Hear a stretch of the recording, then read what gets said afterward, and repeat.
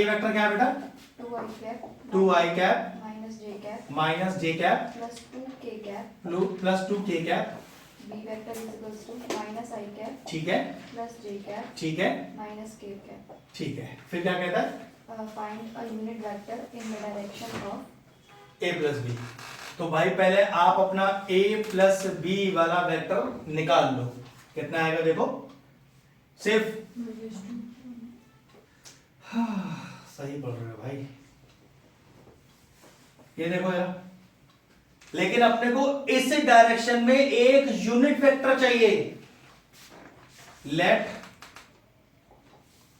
Unit vector be denoted by n cap, और formula क्या होता है? जिस वेक्टर को निकाल रहे हो वो अपॉन उसका मॉड। निकाल किसको रहे हो?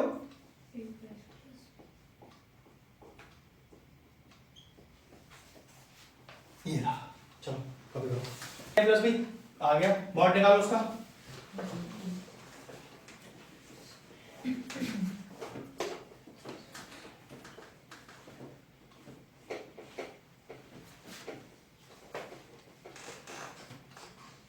स्टेप चेक करो बेटा, ये लीजिए, चाहो तो अंदर डिवाइड मल्टीप्लाई कर दो, चाहो तो यहीं छोड़ दो। P 2, 3, 4 ठीक है, and Q 4, 1, -2। ध्यान रखना ये पॉइंट है, अपने को इसे पोजीशन वेक्टर के फॉर्म में लिखना है। तो देखो जरा, तो ये ओपी हो गया 2i plus 3j plus 4k, और वो हो गया OQ is equal to 4i plus j minus 2k। हमें निकालना क्या है? Mid point. तो जरा लिखो पहले, आप पहले इतना कॉपी करो फिर बता दो मिड पॉइंट के लिखना क्या है। अगर आप बोर्ड पे देखो पोजीशन वेक्टर क्या होगा, देखो अगर मैं ऐसे लिखता इसको समझाने के लिए आपको, ये P है, ये Q है और ये R है, और सोचो मिड पॉइंट फॉर्म लगाना है, तो x1 plus x2 by 2, y1 plus y2 by 2, z1 plus z2 by 2। तो देखो मैं कैसे लिखने वाला हूं, x1 plus x2 by 2 i, y1 plus y2 by 2 j, z1 plus z2 by 2 के। लगा मिड पॉइंट फॉर्मूला। अरे मिड पॉइंट फॉर्मूला क्या है? अगर x1 y1 x2 y2 आपके दो कोऑर्डिनेट्स हैं, तो मिड पॉइंट फॉर्मूला होता है x1 plus x2 by 2, y1 plus y2 by 2। अब z कोऑर्डिनेट पे तो z1 प्लस z2 बाई 2, तो x1 plus x2 by 2, y1 plus y2 by 2, z1 plus z2 by 2। तो पोजीशन वेक्टर कितना आगे check करो, ये हो गया 3i प्लस 2j प्लस का के। ये लीजिए, कह रहा है कि find the magnitude of two vectors a and b। देखो ये निकालना है, ये जो हम मॉडुलस के अंदर रखते हैं इसे मैग्नीट्यूड बोलते हैं। दोनों का मैग्नीट्यूड निकालना है। कह रहा है हैविंग से, अच्छा ये भी क्लियर है कि भाई दोनों का मैग्नीट्यूड सेम है, जो भी आएगा, ठीक है ना, such that the angle between them is 60 degree and their dot product is 1/2। तो ये तो कंफर्म हो गया कि डॉट प्रोडक्ट वाला ही फॉर्मूला लगेगा इसमें। ए डॉट बी का फॉर्मूला होता है ए बी cos थीटा। ये अपने को दिया है हाफ, दोनों सेम है ना, तो देखो ऐसा लिख सकते हैं क्या, दोनों को सेम ही लिख दिया, ठीक है। ये कितना आ गया बेटा, cos 60। क्या बचा, देखना है ना, नहीं ऐसा कट नहीं गया हाफ से हाफ, क्या करिए, ए पागल सब, तू बता बेटा, तू नहीं लगता है, ये 1 बोल रहे हैं, तो 1 से हाफ में से हाफ गया तो 0 नहीं बचा भैया। हाफ माइनस हाफ नहीं किया है, हाफ डिवाइडेड बाय हाफ किया है, ये नीचे डिवाइड में आएगा। प्लीज सारे अकलमंद मत लिखाना इसमें कुछ, कहीं जाके आप इसमें प्लस माइनस 1 लिखूं या 1 लिखूं, 1।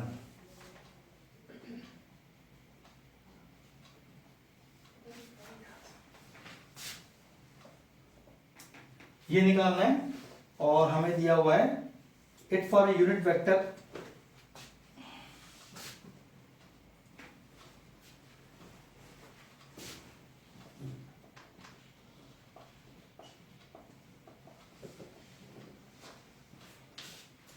बारह। देखो ना a plus b minus b लगा दूं तो ऐसा लिख सकता हूं,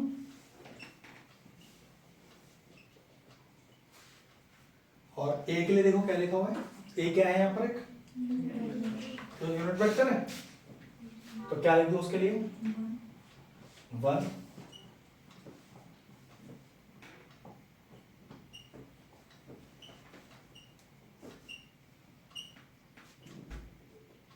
बात करो finish.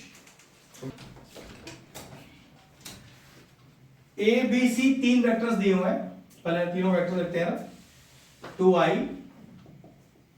Plus 2j plus 3k, फिर बी वेक्टर दिया है आपके पास माइनस का i प्लस का 2j प्लस का k, फिर सी वेक्टर दिया है आपको 3i plus 0j 3i plus j plus 0k, ऐसा है। फिर क्वेश्चन कह रहा है सच दैट, बोर्ड पे देखो, a plus lambda times b is perpendicular to c, find the value of lambda. थोड़ा कॉन्सेप्ट पे आते हैं। if two vectors are perpendicular to each other, their dot product is 0. If two vectors are parallel to each other, then one vector is lambda times of second vector. ठीक है, अब हमें पता है कि भैया दोनों आपस में परपेंडिकुलर, तो एक बात तो मुझे पता है कि दोनों का डॉट प्रोडक्ट कैसा हो गया। इसकी पूरी पहले वैल्यू निकाल देता हूं, ये वैल्यू डायरेक्टली है, दोनों का डॉट 0 रख लूंगा, ठीक है। तो a plus lambda times b, देखो जरा ध्यान से, a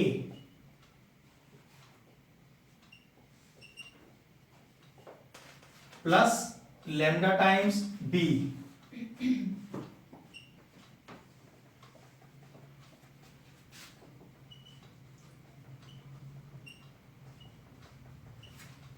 माइनस ये हो गया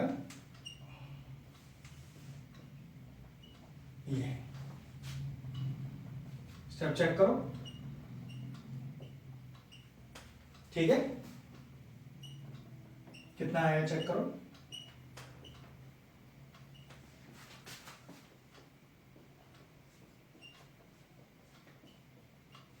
क्या मेरे पास पूरा मेरा वेक्टर तैयार है?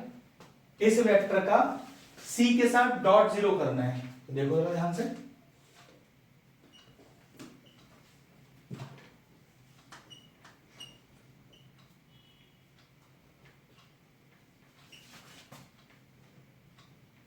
डॉट c के साथ,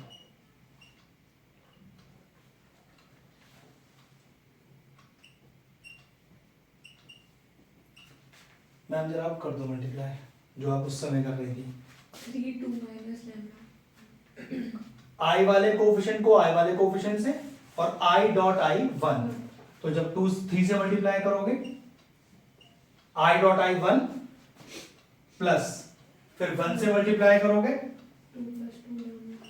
j डॉट j 1, क्योंकि यहाँ k का कोफिशिएंट 0 है तो उसे करने का मुझे फायदा नहीं है। क्या यहां से मैं लैम्डा निकाल सकता हूं? आगे लैम्डा, एक बेहतरीन 3 नंबर तक का क्वेश्चन है, ठीक है, कॉपी करो।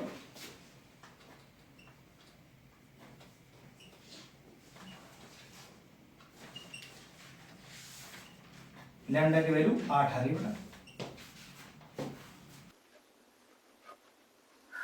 हम इसलिए बच्चों के भरोसे रहते हैं नहीं कि वो खुद कर लेंगे, मुझे पता है वो कुछ भी नहीं करेंगे खुद, तो ठीक है यार। देखो भाई,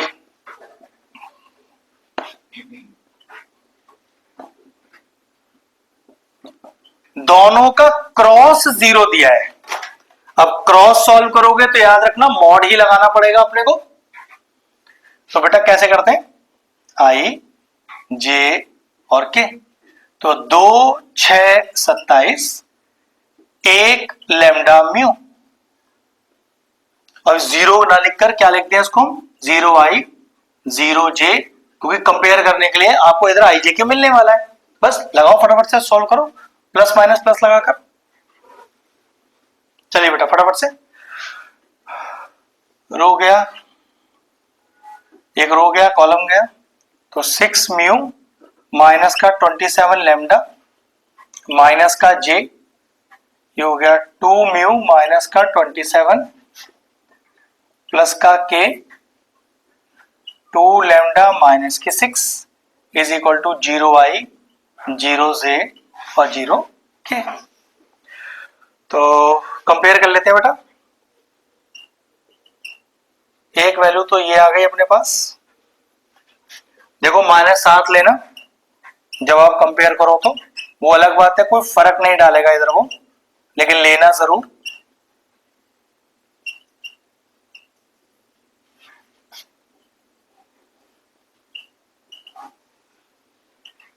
स्टेप चेक कर लो बेटा, मेरे ख्याल से इसका इस्तेमाल करने का फायदा ही नहीं है, काम उसी से बन गया लैम्डा और म्यू का। देखो जरा, ये एक छोटी सी बात है, इस्तेमाल तो कहीं पर भी की जा सकती है, लेकिन देखो जरा, क्या ऐसा लिख सकते हैं इसे,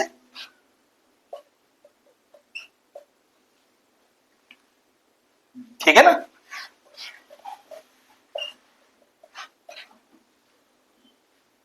ठीक है, क्या कोई एक वेक्टर 2 वेक्टर के परपेंडिकुलर है ना। तो अगर मैं इसे मैथमेटिकल टर्म्स में लिखना चाहूं तो कैसे लिखा जाता है, तो आप लिख सकते हो वो एक vector will be equal to lambda times B cross C. उसको देखने का जरूरत नहीं है, वो अलग चीज है, ये क्रॉस के कंसेप्ट में बात है हमारी, ठीक है।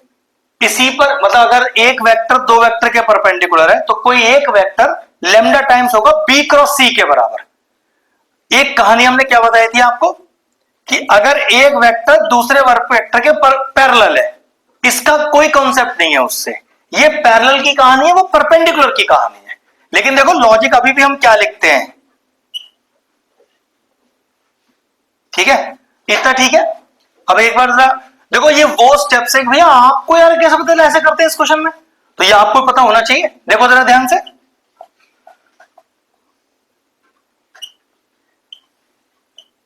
ऐसा कर सकते हैं, हाँ कर सकते हैं।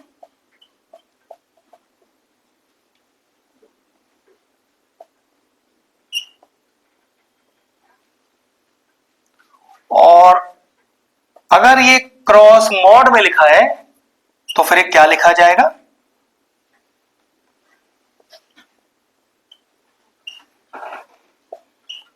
चेक करना। साइन थीटा मुझे क्वेश्चन में गिवन, तो थीटा गिवन तो नहीं है क्वेश्चन में, क्या गिवन है